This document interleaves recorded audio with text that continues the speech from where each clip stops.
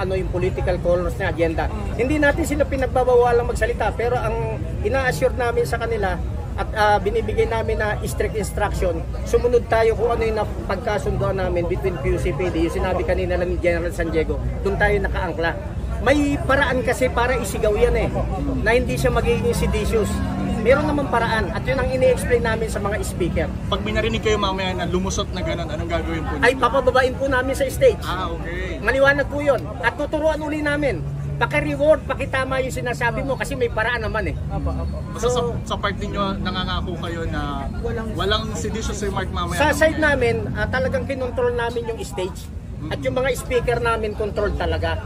Ngayon outside the stage at may sumisigaw na outside sa White Plains, halimbawa sa EDSA, hindi po namin makokontrol yun. Yung sa amin lang pinirma namin is yung buong White Plains, kailangan sumunod kami doon sa Memorandum of Agreement na pagkasunduan.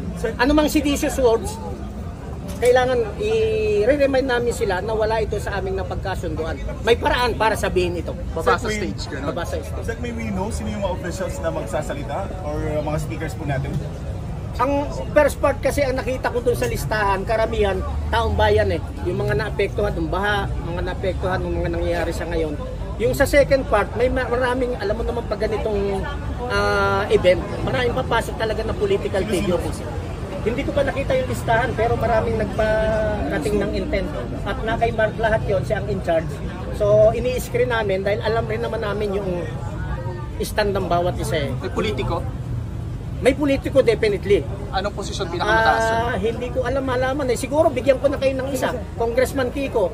Pero kinausap ko siya na walang seditious words.